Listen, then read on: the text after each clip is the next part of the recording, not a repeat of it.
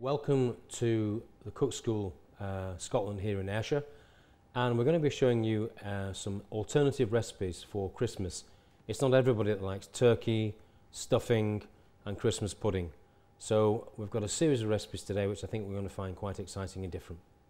The first recipe we're going to be doing today is what we call a chocolate fondant, and that's basically a gooey chocolate pudding with a runny centre.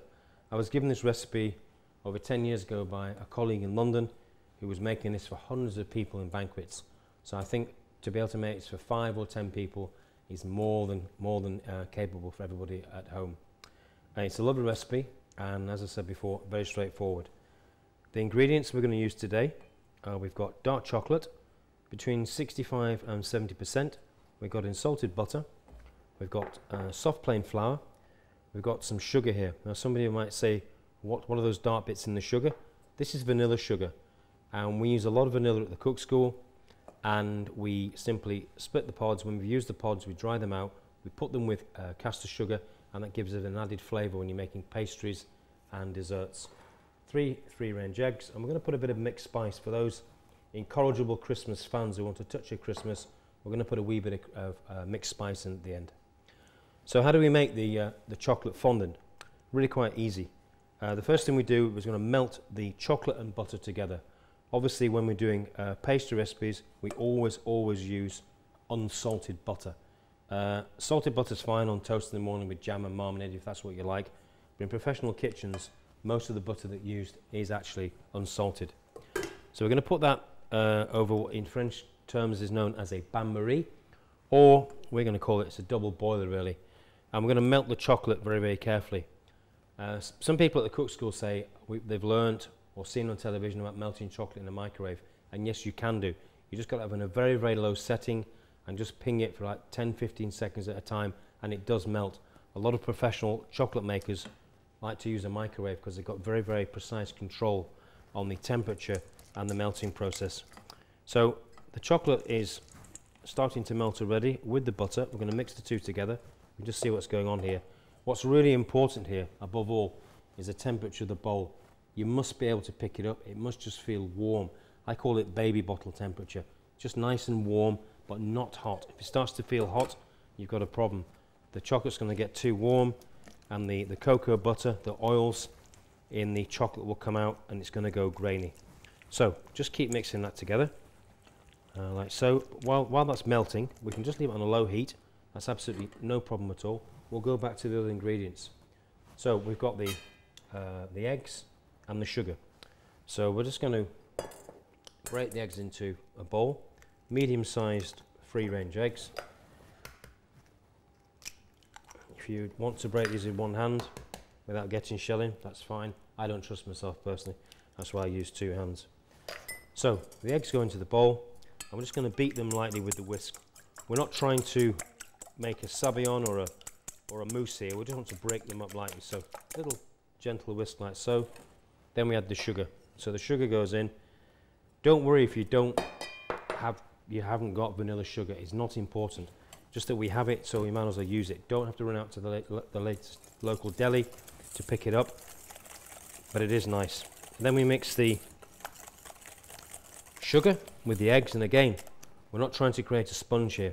We just want to mix the two together, so we don't need to whisk it for hours on end. Just a gentle mix together. You can see that's come. Yeah, like so. And then the flour. This is the plain flour, which I always sieve. I mean, most flours are very fine and well graded these days, but I always like to sieve them before they go in. And we're just going to mix the flour in the bowl with the beaten eggs and the sugar, like so. And again, we're not trying to create a sponge base, so just gently mix them together like so. As I said earlier on, the recipe that is available doesn't have any spices in. That's the basic ingredients. But as it's Christmas time, if you do want a flavour of Christmas, there's some nice mixed spice here. So I'm just going to put a couple of pinches of mixed spice, which are going to really lend a nice flavour to it. And we're going to beat that in at this stage, which makes it easy to incorporate. This recipe again is a perfect vehicle for other flavours. So we could use orange zest, lime zest, lemon zest. You could put some fresh ginger in there if you want. You could use some crystallized ginger, that very sweet ginger from from China. And you could also put liqueurs in. So if you're desperate, if you're a big fan of whiskey or Baileys, a wee shot in there will also work extremely well. And I would put that in at this point, but literally just half a capful will do you. Back to the chocolate. So the chocolate, as we can see, is just starting to melt, starting to come together. Don't be tempted to rush this on. When I was asked to do the top tips for the website about Christmas time, one of the most important things that we all learn is about preparation. One of the most important things that people take away from the cook school is how much prep we actually do ahead. And don't forget, when you go to a restaurant, the service time is only like from 12 till 2, 6 till 9 or 6 till 7. And the rest of the time when the boys are in there, boys and girls are in the kitchens, it's all about preparation, all about getting ready for those precious moments in service when the chefs are running around like lunatics. So there we go, we're just melting the chocolate and the butter together, almost there, just a wee moment more. And again, let's just look at that temperature. Again, there we go, pick the bowl up, it's just nice and warm, you can pick it up.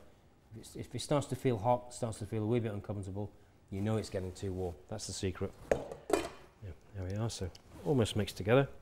We use these spatulas at the cook school. These are heat-proof ones. They're fantastic. It's better than a wooden spoon because what happens is you capture all the ingredients, and you can see what I'm doing here. As I'm mixing the chocolate and the butter together, these things are called spoonulars, which is a strange name. These spoonulars just really get to the bottom of the bowl, and you don't lose any of the ingredients whatsoever. We use this when we're doing sauces and things like this, so it just means that all the bits and bobs are kept together. 30 seconds more, and we're almost there. Chocolate, we haven't talked about the chocolate. In the recipe, we've said between 65 and 70%.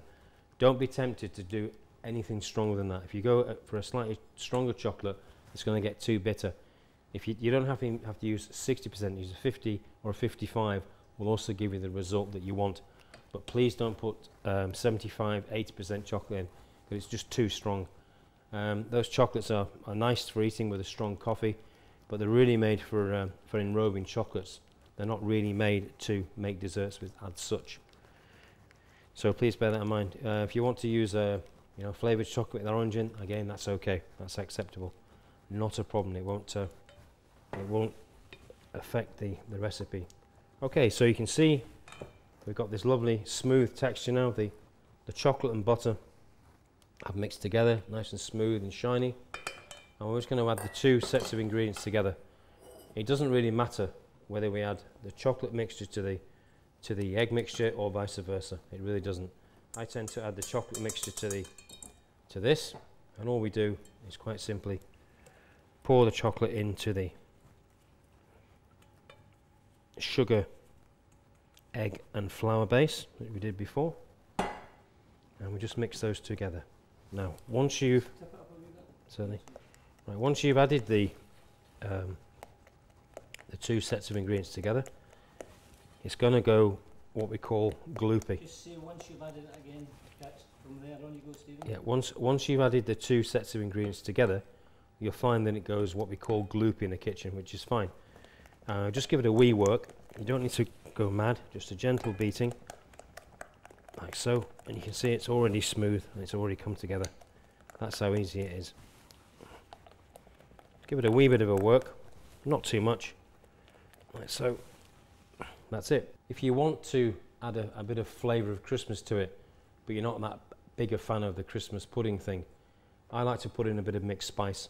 So we've got some nice ground mixed spice here, and we're going to add a pinch of that to the chocolate. I love this. It's really warm and it just reminds me of Christmas all the time. Even in the middle of summertime, if you're using it, it reminds me of Christmas. I'm going to put a pinch of that into the well, let's have a give it another pinch. A couple of pinches into the mix. I'm just going to mix it in like so, and you can smell it from here. That smells of Christmas. It's great, and I think this pudding will go down particularly well with kids. Again, Christmas pudding and children don't quite go hand in hand, and this is going to be a sure winner. These moulds that we're going to use, these are available from most supermarket shelves on the disposable counter.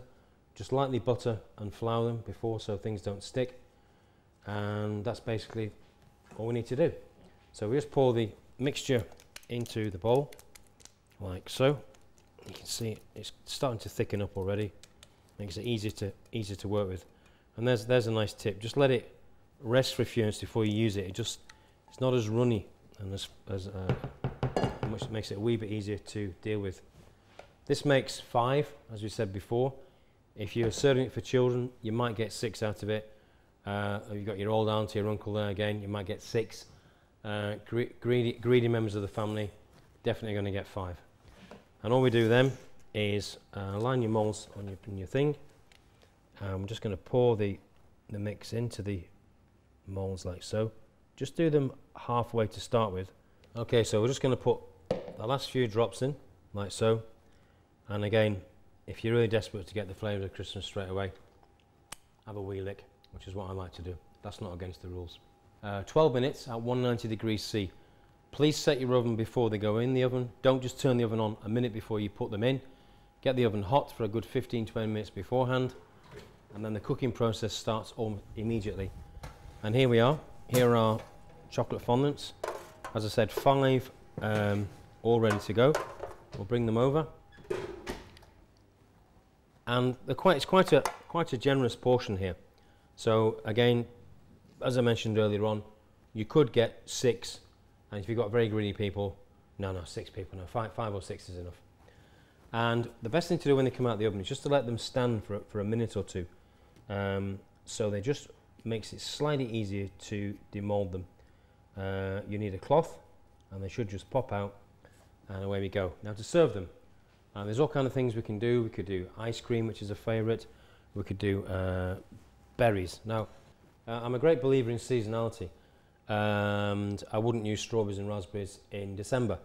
However, I'm also a great believer in using products that work from the supermarkets. The supermarkets are there to make life a wee bit easier for us. And most supermarkets now sell these lovely individually quick frozen berries. You can find them in the deep chill counters. It's a selection of red berries which were frozen at the height of the summer. We've got cherries in there, we've got blackberries, we've got raspberries, and we've got bilberries, but they do get a slightly different mix. And that's quite simply 50% sugar to fruit. So if it's a pound of fruit, it's half a pound of sugar. And we just literally warm it through. There's no liquid in there at all, there's no water. All it needs at the end is just a tiny squish of lemon juice. So always use a lemon squeezer so we don't get the pips in there, nothing worse than that. Again, another excuse for a family argument, who got the pip and who didn't at Christmas. Try and avoid those. And then a wee touch of lemon juice in there, it just sharpens it up. Mix that through. And to serve this, it's really quite straightforward. We're going to put a little bit of this in the bottom of the bowl. A red fruit and chocolate are one of those little marriages made in heaven, especially raspberries and chocolate. That's why I've gone for this. And on a cold December day, I think it's nice to add a touch of colour to an otherwise can be a quite dreary time of the year, apart from the presents. And all we do is just gently pick up the mould, drop it on top of the berries, little hint of icing sugar like that. And here we have the chocolate fondant that you've seen from start to finish. For me, the perfect alternative on Christmas Day, or in fact any other time of the year, to be honest with you. But I'll save the best bit for last, and the best bit for last is inside. So I'm just going to run a knife in here, and you can just see this lovely gooey runny inside. Now that to me is Christmas heaven. There we have the perfect alternative Christmas dessert, chocolate fondant with red fruit berries. Nice and simple. The recipe and all the ingredients are available on the website.